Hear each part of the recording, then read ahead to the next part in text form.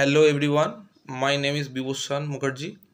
Decentralise counselling of Jadavpur University October 4 से शुरू होगा। ऑलरेडी ये डिक्लेयर्ड हो चुका है और ये 3-4 दिन होगा, एग्जैक्ट पता नहीं।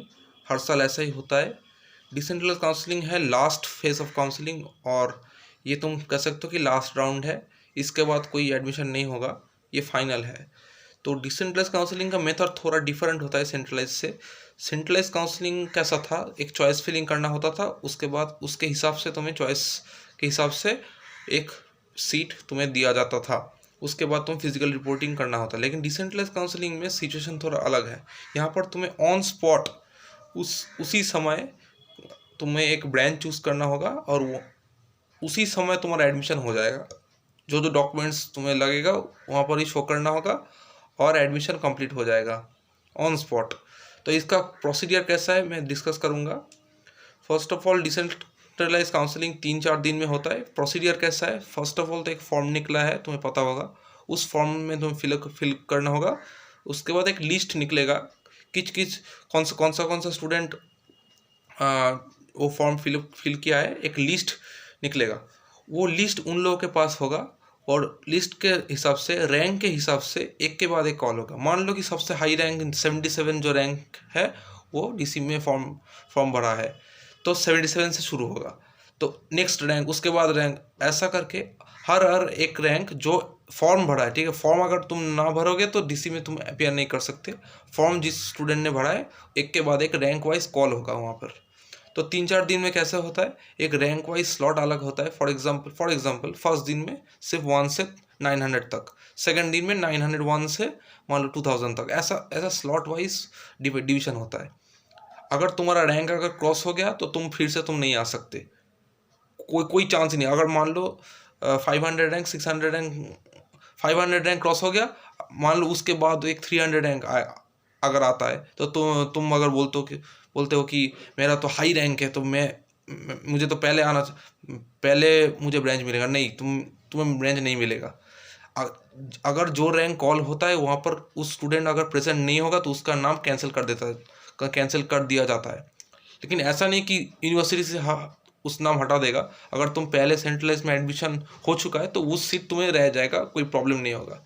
लेकिन डीसी के बाद जो न्यू ब्रांच तुम्हें मिल सकता था वो तुम्हें नहीं मिलेगा अगर तुम्हारा रैंक क्रॉस हो गया तो रैंक वाइज बुलाएगा एक के बाद एक। रिजर्वेशन का क्या होगा, मान लो कि एक स्टूडेंट 600 रैंक है और उसका जो भी रिजर्वेशन होगा तो उस रिजर्वेशन के वाइज तुम्हें सीट मिलेगा। ओके, तो स्ट्रिक्टली रैंक वाइज होता है। कुछ लोग बोलते हैं कि फर्स्ट कम फर्स्ट सर्व, नहीं, ऐसा कोई चीज़ नहीं है। स्ट्रिक्टली रैंक वाइज होता है। थोड़ा अर्ली आना, अगर रैंक क्रॉस हो गया तो तुम्हें नहीं मिलेगा डीसी में सीट, तो ये दिमाग में घुसा देना। तो रैंक वाइज होता है, एक के बाद एक रैंक कॉल करता है और एडमिशन ऑन स्पॉट वहाँ पर हो जाता है। अगर तुम पहले एडमिशन ले चुके हो तो मुझे लगता है कि सिर्फ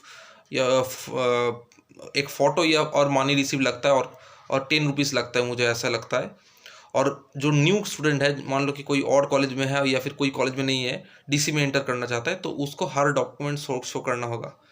जितना भी डॉक्यूमेंट है शो करना होगा। 10 marksheet, 12 marksheet, rank card, domicile certificate, income certificate, हाँ, इनकम सर्टिफिकेट भी। तो ये सब डॉक्यूमेंट्स शो करना होगा न्यू स्टूडेंट को। तो डीसी का प्रोसेस ऐसा होता है। थोड़ा बहुत टेंशन का माहौल होता है वहाँ पर, थोड़ा दिमाग ठंडा रख के चॉइस करना। और एक और चीज़, डीसी में बहुत सारे लोग मैनिपुलेट करना चाहता है, ये दिमाग में घुसा लो। बहुत सारे स्टूडेंट ऐसा होगा कि बोलेगा कि तुम एक काम करो, एक्स ब्रांच ले लो। अगर एक्स लोगे तो इतना इतना बेनिफिशियल होगा तुम्हारा, लेकिन जो बोल रहा है वो खुद वाई ब्रांच आता है, ठीक है। तो ऐसा मैनिपुलेशन बहुत होगा।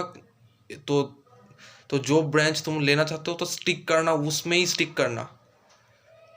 तुम लगता है कि इतना आसानी से लोग कैसे चॉइस बदल देता है, लेकिन ऐसा होता है भाई। मैं खुद डीसी में पार्टिसिपेट किया था, वहाँ पर भी हो रहा था। बहुत सारे स्टूडेंट मैनिपुलेट करना चाहते थे कि ये तू एक काम कर, ये ब्रांच ले ले, लेकिन वो खुद को कोई और ब्रांच चाहिए। अगर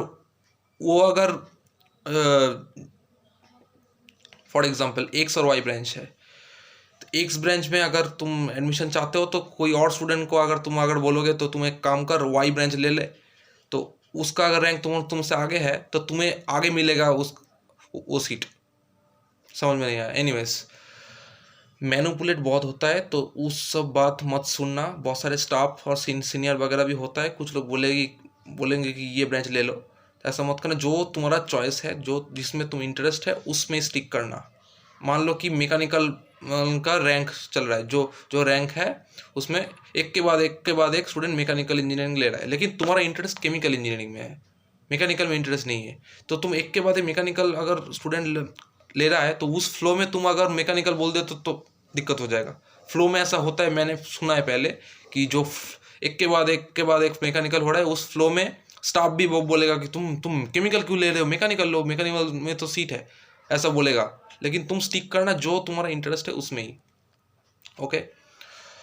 और जो न्यू स्टूडेंट है उसके लिए तो मुझे लगता है कि 5710 रुपीज़ लगेगा। जो न्यू स्टूडेंट है, मतलब जो जादवपुर में पहले एडमिशन नहीं हुआ है, तो उसको 5710 रुपीज़ लगेगा। और मैनिपुलेशन बहुत होता है, तो दिमाग ठंडा करके करना। और हाँ, और एक और चीज़, फर्स्ट ऑफ ऑल तुम्हारा मान लो एक्स ब्रांच तुम्हें चाहिए, एक्स ब्रांच अगर तुम्हें चाहिए तो फर्स्ट ऑफ ऑल देखा जाएगा कि तुम ऑल इंडिया में वो सीट है कि नहीं है। अगर ऑल इंडिया में तुम्हारा सीट है, मान लो तुम डोमिसाइल हो, लेकिन फिर भी ऑल इंडिया सीट तुम्हें दिया जाएगा अगर सीट खाली है। तो फर्स्ट ऑफ ऑल देखेगा कि ऑल इंडिया में हो रहा है, उसके बाद देखेगा कि जनरल में हो रहा है, उसके बाद अगर कोई रिजर्वेशन हो तो उसके बाद देखेगा। मान लो तुम्हारा ओबीसी बी है लेकिन जनरल में सीट खाली है, तो तुम्हें जनरल सीट दिया जाएगा। तुम चाहकर भी तुम्हें ओबीसी बी सीट नहीं मिलेगा, जनरल सीट मिलेगा अगर जनरल सीट खाली है तो फर्स्ट ऑल इंडिया होता है, उसके बाद जनरल होता है, उसके बाद रिजर्व सीट में आता है। तो ये प्रोसीडियर फॉलो होता है डिसेंट्रलाइज में। तो अर्ली आना, यही बोलूँगा मैं।